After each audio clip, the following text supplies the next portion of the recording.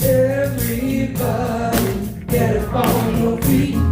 See the light in everybody. Everybody get up on your feet. See the light in everybody. Let us be reminded of who we're going to be.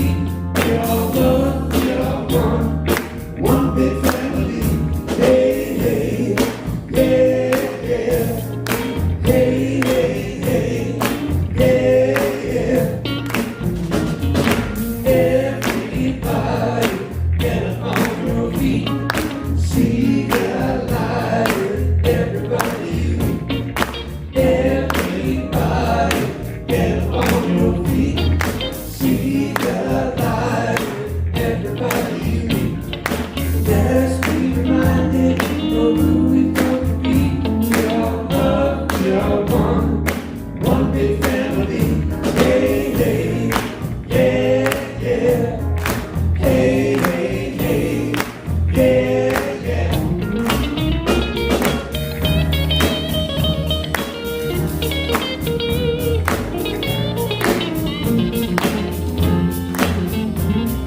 Let's make a joyful sound. Here we stand on holy ground. Let's make a joyful sound. Here we stand on holy ground. Let's make a joyful sound. Hey, hey, hey, hey. Everybody get up on your feet. See the light. Everybody. Hey, hey, yeah, yeah. Hey, hey, hey, yeah, yeah. All right. Tame Your Mind. I was telling Diane after her meditation, because it really was about taming your mind, that whoa, my mind was all over the place, and I just kept coming back to that silence, coming back to that silence. And so the way I prepare for Sundays is Monday morning, I bring up the talk title and what I'm going to talk about, and then I just let things come to me. And this week I found it really amazing, because I could have sat up here and read quotes from all kinds of different people, because they were just coming at me like the ocean hits the, or the waves hit the ground, if you will. They were just like, whew, lots of them. And I am going to share some of them with you, because we're using Dan Millman's book, Everyday Enlightenment. And he's got 12 gateways to enlightenment. And Tame Your Mind, of course, would be one of those. And so the first thing I got was an email from Jack Canfield. And it starts out, what do you and Keanu Reeves have in common? And I'm thinking, no, we're both beautiful. I don't know. What is it? Tell me. In the movie The Matrix, Keanu's character, Neo, discovers that he is the one, destined to save humanity.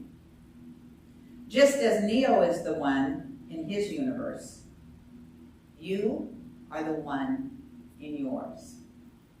You are the one, the only one, who can decide what you want your life to look like.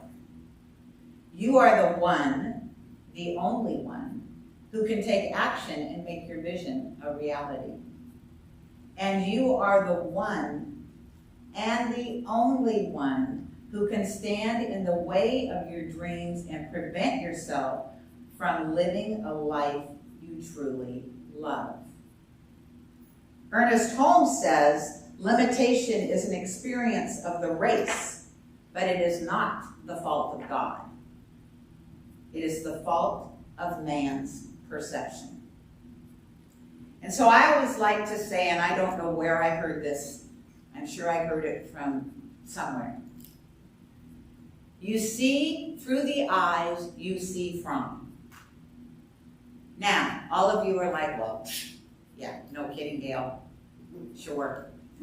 Brilliant. Of course I see through the eyes, I see from. But let's unpack that a little bit. What does that really mean? It means that if two of us see a rose, I can think, oh, wow, the most beautiful flower on the planet. I love roses. And maybe you had an older brother or sister that used to terrorize you with roses for whatever reason, right? Different experience when you see a rose than when I see a rose. And so to just remember that everything that we see out there, we are adding our stories, our beliefs, our interpretations on reality to what it actually is happening. Everybody's doing it. And so really when they say this life is an illusion, it is to some extent, because we can all see things, looking at the same thing, we can all see it differently. I love the ocean. I look out at that body of water and just, somebody else might have had a serious boating action on the ocean. And not only don't find comfort in it, absolutely don't want to go near it. Same body of water. Let's make it more personal. I love Anna Hawthorne. I love her brilliance, I love her humor, I love her laughter. Everything about her, I love her. I bet there is one person on this planet that probably is not an Anna Hawthorne fan. For whatever reason. I know Cal's saying that's impossible. Everybody loves Anna. And it is impossible, that's why I chose her. But let's just say there's somebody on this planet that doesn't have the brilliance of the rest of us, and for some reason, they aren't an Anna fan. Does that have anything to do with Anna? Anna's just Anna, right? She's just being Anna everywhere she goes. And yet people are throwing on their perception of her, their energy, they're projecting all over her. Anna just gets to be Anna. And that comes from our busy, what I like to call monkey mind. And so how do we tame that? Well, the first thing to do is to remember your thoughts. Who do they belong to? Right.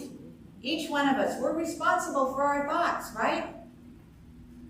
We're responsible for the ones we can hear, for the ones we can't hear. You know, we have to pay closer attention.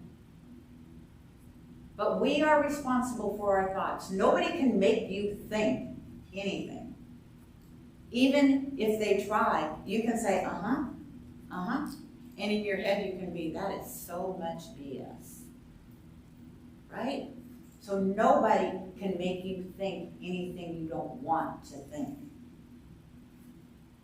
And the issue there is really how much of your thinking is things that are right here, right now, and how much of your thinking is based on things that have happened to you in the past.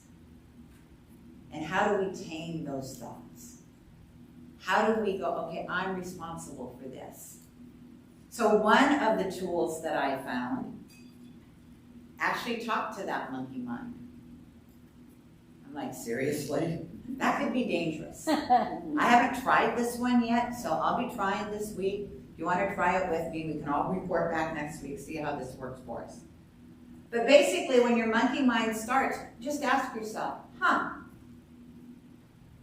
wonder why I would think that about this person, about this place, about this thing. And then listen. Because your monkey mind might tell you, well, you remember when this happened and that happened, and it will probably have nothing to do with the person. But just say to your monkey mind, well, that's interesting, isn't it?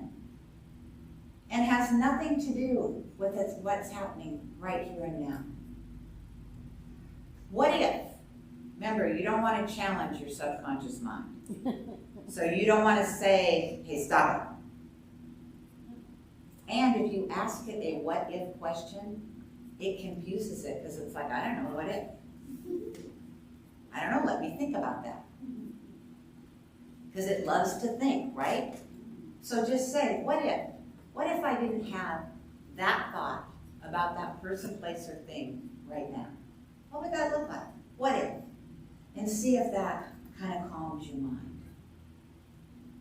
Some of the tools recommended for taming your mind are going to sound so familiar because there are spiritual practices that we do. Like, wow, that would make sense, wouldn't it? That we have spiritual practices here to help us tame our mind, since we're all about our thoughts create our reality and change your thinking, change your life. So one of those is to journal. Now I know that there is a journaling practice by the artist, the book is The Artist's Way, and she recommends you get up in the morning and you journal 3 pages. Just write. Don't think, don't edit, just write.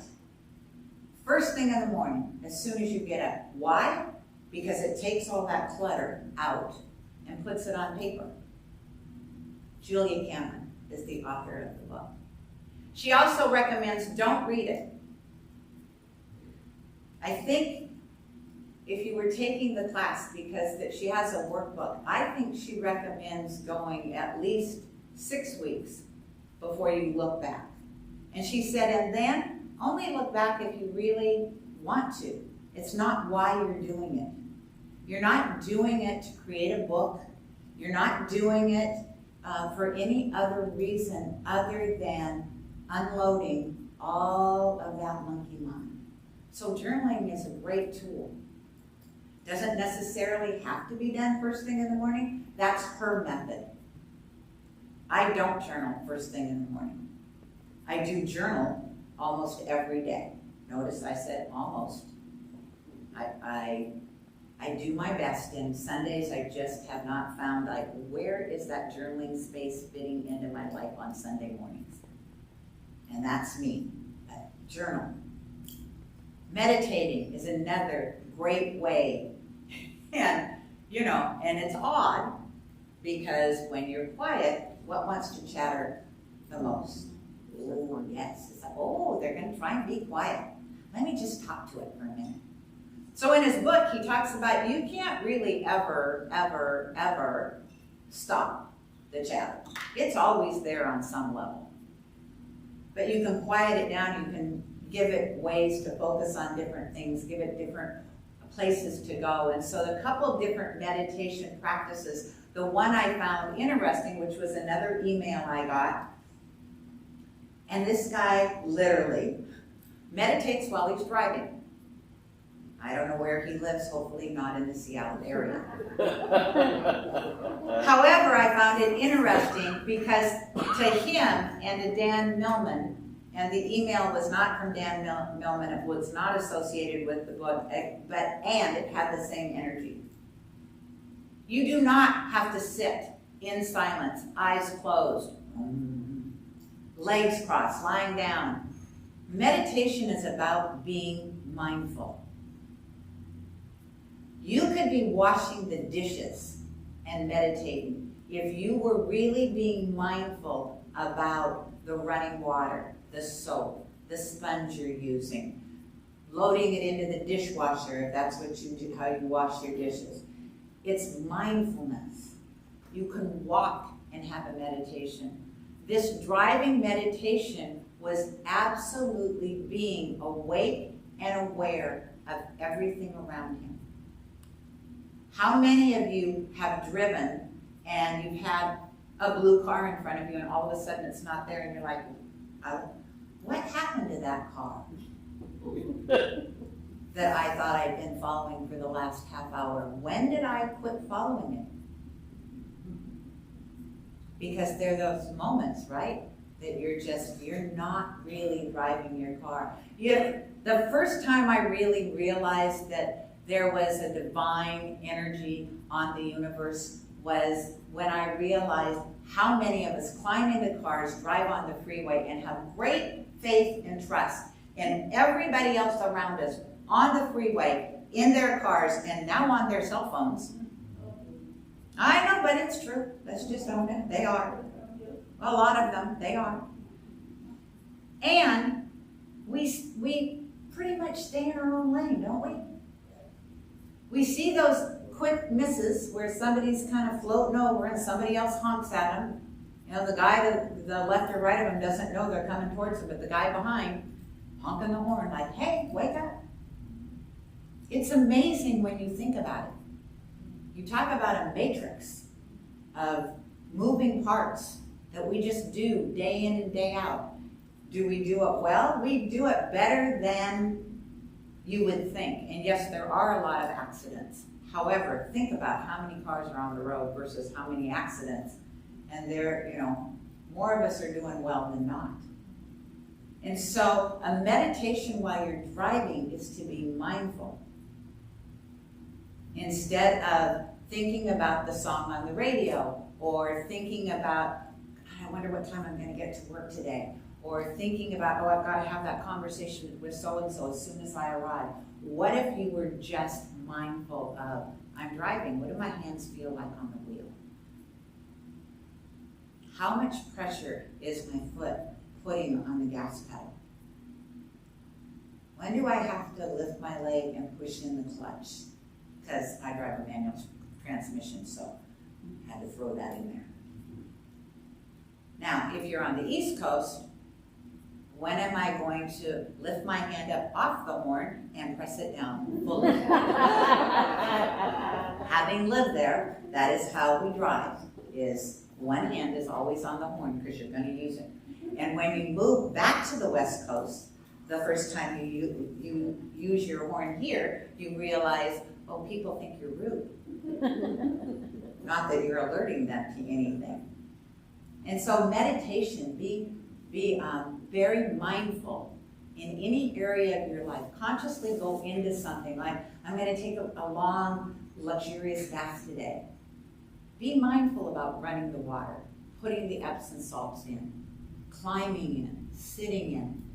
Be mindful. I'm going to be mindful when I drive my car. I'm going to be mindful when I go for this walk. Meditation is mindfulness. And the more you concentrate on different aspects, the less you're going to hear that chatter, right? The other way to tame your mind is to look at your events in your life as ABCs. Jack Canfield calls it E plus R equals O. You have an activating event, whatever it is. Somebody says good morning to you. It's an activating event, is it not? Then you assign your beliefs around that event. Well, I noticed she said hi to so-and-so, but she didn't say hi to me. I wonder why she didn't say hi to me. And we make a whole big deal about why that person didn't say hi to us. Could be they didn't see us, right? But we got a story going on. Jack Canfield calls that our reaction to the event, which is based on our beliefs. The C is the consequences of what we think happened. Because that's our reality, what we think happened. And most of us, I'd say 90+% of us, don't have the courage to walk up to the person and say, gee, you said hi to so-and-so and you didn't say hi to me. Have I made you angry somehow? And they're like, what? I'm sorry, I didn't even see you this morning. That literally happened to a minister friend of mine. She said that she was walking down the hallway and her mind was entirely somewhere else, and a member of the community walked by her, and she literally didn't see the woman, and later the woman came up to her and said, do you have a problem with me? You didn't smile at me. Reverend Alice is kind of standing there going, what? Okay, let's stop for just a minute.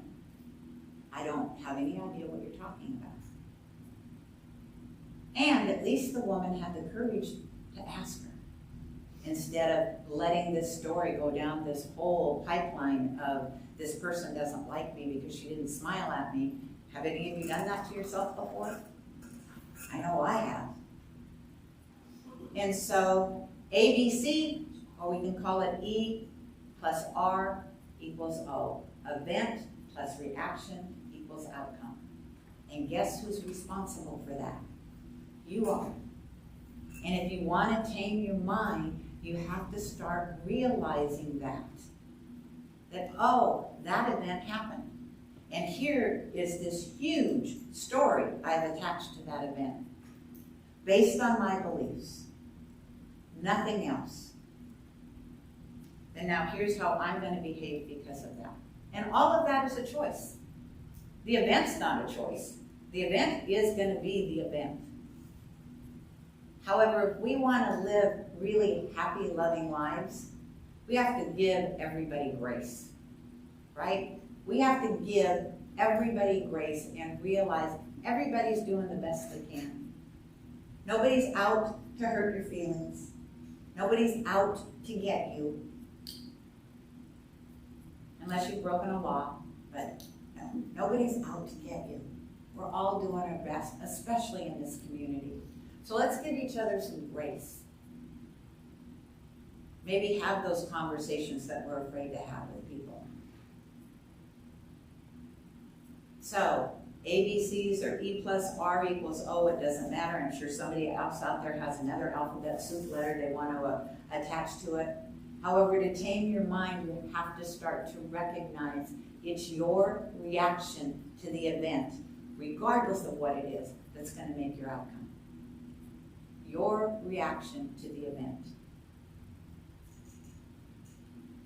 And so then,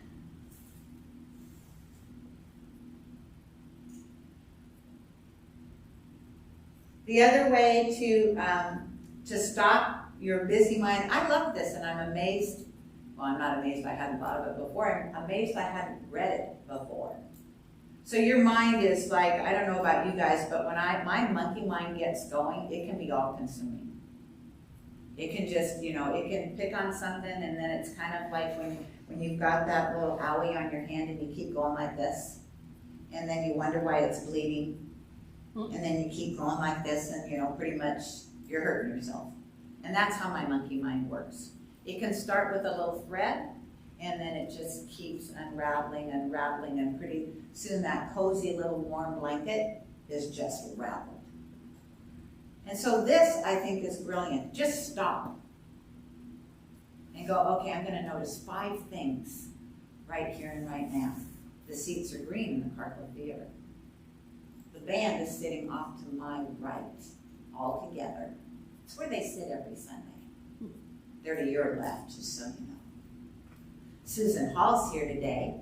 That's fabulous. I haven't seen Susan in a month because she was busy. Let me know she wasn't going to be here in May, so it's so exciting to see her. There's a light flashing back there. I don't know why. It probably flashes all the time. Notice what I've done? My mind cannot think about that thread that I've been pulling on because now I've given it something else to think about. And if I stop at 5 and my mind wants to go back, find 5 more. Remember, you get back to your thoughts are yours. This is your reality that you're creating all the time. And then the other thing that I had never heard before, and I love the name of this, it's called Pico Pico breathing. Has anybody ever heard of it? P-I-K-O, P-I-K-O. Nobody in here. If you have online, just say you've heard of it before. So we're going to try it for a second. I want you to take a deep breath in, and as you take that in breath, I want you to think about the crown of your head. And as you breathe out slowly, I want you to think about your navel. So breathe in, thinking about the crown of your head. And as you breathe out, think about your navel. One last time, breathe in, top of the head, the crown of the head. And breathe out, thinking about your navel. Just a breath. It doesn't have to be Pico breathing. It could be any conscious breathing that you want to do. Just to slow yourself down. And the last thing, and I love this, is create a mantra. My mantra that I use, I've got 2 that I use. The first one that was gifted to me was from 5 Gifts for an Abundant Life. And we would say, oh Lord, I might have to come back to that one because it just fell on the floor. Does anybody remember? It was a mantra we had to say 100 times a day about our good, and I can't remember it right now. The other one I say all the time is God is more powerful than any condition. Can you? Yes, Laura. There's good out there and you ought to have it. Something very close to that. Thank you. There's good out there and you ought to have it. Something very close to that. But God is more powerful than any condition. That is a powerful mantra that you can use regardless, right? Any condition in your life, you can say that. I'm having a great time, and God's more powerful than even this, right? You can use it whenever and wherever you choose. And so that is taming your mind, right? Your thoughts are yours. You get to choose. We have meditation. We have journaling, a mantra, ABCs, or E plus R equals O, whichever works the best for you. Remember what Ernest Holmes said. God doesn't make our life difficult. He didn't say it this way, but this is how I'm going to say it in my words. God doesn't make our life difficult. We do. We do by the thoughts we put on the events. So let's take a breath and pray. So I want you to feel the energy of where you are. Here in the theater, just feel the energy of the collective. Feel that power, that presence, that one life. That one life that is God, that is over, around us, through us, as us. It is ever and always present. It doesn't go anywhere. It is here. So it is here right now, in this very moment, as each and every one of us. And beyond that, it is surrounding us. It's not just as us. It's over us, around us, through us, as us. And so I claim and know that to be the truth of who I am. I claim and know that to be the truth of who you all are. Whether you know it or not, that is the truth of the divine. The truth of what we teach. That ever-presence vibration of good that I choose to know and call God. In my life, playing out right here and right now. And so I know, and I claim for myself and everyone present that chooses to do these practices this week, to just calm, to tame my mind. To put on that face, that smile that Diane called for at the end of her meditation. Smile. Do you know you cannot smile and frown at the same time? And both are kind of a choice. So let's just smile for a moment.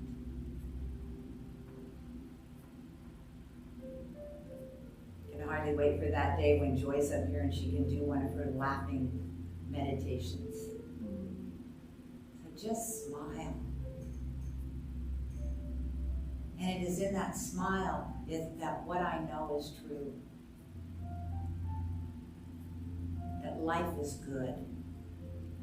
It is beautiful. And I am an active player in it. And so I claim this good for myself. I claim this good for everyone here. I claim this good for anyone watching now or in the future. That power, that presence, that one is you. And from this day forward, I choose not to waste that. I choose to stand in that, to be that, to know that. The very core of my existence. There is nothing against me. Everything is for me. I have to always be looking for the pony. So I give great, great thanks for that as I release these words, knowing that as I do so, that divine energy has said yes, for that's what it does. It says yes to me. It says yes to you. It says yes to this word. And it is in that yes, I let go, I let God, and together we say, and so it is. Namaste. Thank you all. Please walk up to the stage. Catch the spirit.